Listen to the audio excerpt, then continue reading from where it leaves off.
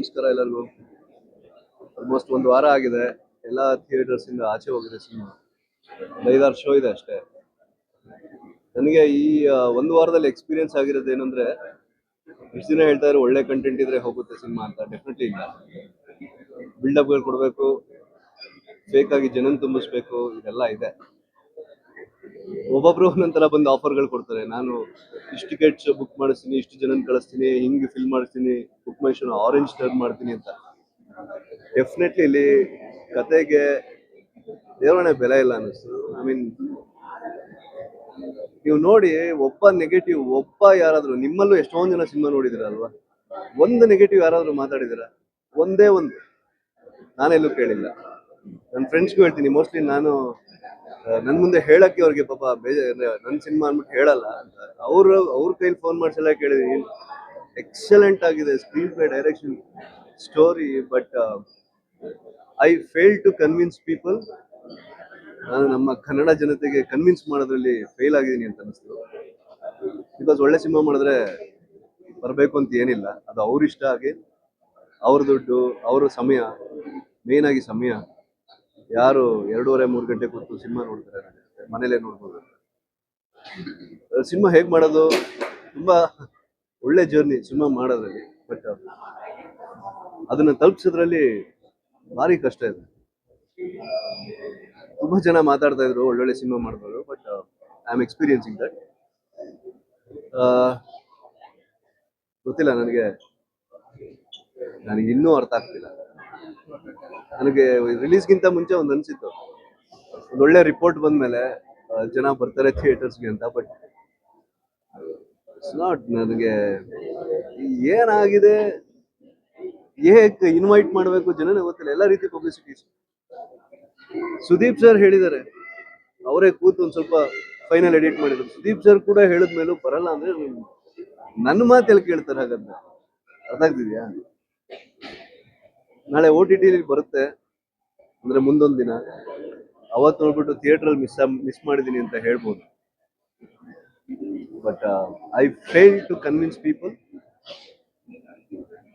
ಜನನ ಥಿಯೇಟರ್ಗೆ ಕರೆಯೋದ್ರಲ್ಲಿ ನಾನು ಫೇಲ್ ಆಗಿದ್ದೀನಿ. ಏನೇ ಪಬ್ಲಿಸಿಟಿ ಮಾಡಿದ್ರು, ಎಷ್ಟೇ ಪುಷ್ ಮಾಡಿದ್ರು ರೀಚ್ ಆಗಿಲ್ಲ. ರೀಚ್ ಆದ್ರೂ ಇವನೇನೋ ಸಿನಿಮಾ ಮಾಡಿದಾನೆ ಅನ್ನೋ ತಾತ್ಸಾರ ಇರ್ಬೋದು, ಅಥವಾ ಇವನ್ ಸಿನಿಮಾ ಯಾರು ನೋಡ್ತಾರೆ ಅನ್ನೋ ತಾತ್ಸಾರ ಇರ್ಬೋದು. ಬಟ್ ನಾನು ತುಂಬಾ ಪ್ರೀತಿಯಿಂದ ನನ್ನನ್ನ ಇಷ್ಟಪಡೋ, ನನ್ನನ್ನ ಬೆಳೆಸಿರೋರಿಗೆ ಒಂದು ಒಳ್ಳೆ ಎಂಟರ್ಟೈನ್ಮೆಂಟ್ ಕೊಡ್ಬೇಕು ಅನ್ನುವಂತ ಒಂದು. ಬೇರೆ ಸಿನಿಮಾಗಳನ್ನ ತುಂಬಾ ಹೊಗಳ್ತಾರೆ, ನಾನು ಈ ತರ ಸ್ಕ್ರೀನ್ ಪ್ಲೇ ಮಾಡ್ಬೇಕು, ಒಂದು ಸಖತ್ತಾಗಿರೋ ಕತೆ ಮಾಡ್ಬೇಕು, ಹಿಂಗ್ ಮಾಡ್ಬೇಕು, ಹಂಗ್ ಮಾಡ್ಬೇಕು ಅಂತ ಅಷ್ಟು ಕಷ್ಟಪಟ್ಟು ಮಾಡಿರುವಂತ ಇದು. But I failed to invite people. I failed again. Serials easy ಆಗಿತ್ತು ಅನ್ಸುತ್ತೆ, ಬಿಗ್ ಬಾಸ್ ಶೋ ಈಸಿ ಆಗಿತ್ತು ಅನ್ಸುತ್ತೆ, ಗೊತ್ತಿಲ್ಲ. ಅಂದ್ರೆ ನಾಳೆ ಹ್ಯೂಜ್ ಬಡ್ಜೆಟ್, ನಾನೇನು ದೊಡ್ಡ ಬಡ್ಜೆಟ್ ಅಷ್ಟು ನಮ್ಗೆ ಎಷ್ಟಿದೆಯೋ ಅಷ್ಟು ಪಬ್ಲಿಸಿಟಿ ಮಾಡಿದ್ವಿ. ಬಟ್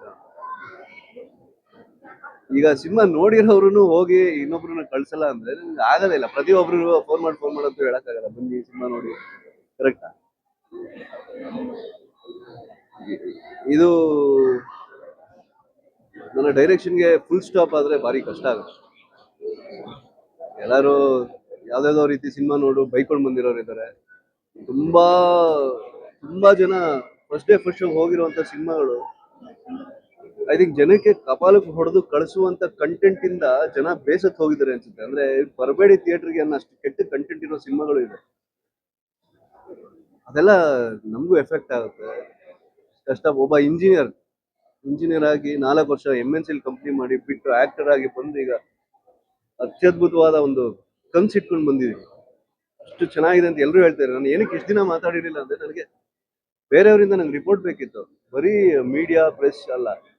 ಇನ್ಫ್ಯಾಕ್ಟ್ ಮೀಡಿಯಾದವ್ರಿಗಾಗ್ಲಿ, ಪ್ರೆಸ್ ಅವ್ರಿಗಾಗ್ಲಿ ನಾನು ₹1 ಎಲ್ಲೂ ಕೊಡಕ್ಕಾಗಿಲ್ಲ. ಯಾಕಂದ್ರೆ ನನ್ನ ಹತ್ರ ದುಡ್ಡಿಲ್ಲ ಅಷ್ಟೊಂದು ಪಬ್ಲಿಸಿಟಿ. ಆದ್ರೂ ಒಳ್ಳೆ ರಿಪೋರ್ಟ್ ಮಾಡಿದ್ದಾರೆ. ನೀವು youtubers, you have given good reports. ಜನ ಇನ್ನೇನ್ ನಂಬಿಸ್ಬೇಕು ಸ್ವಾಮಿ? ನಾವು ಇನ್ನೇನ್ ನಂಬಿಸ್ಬೇಕು?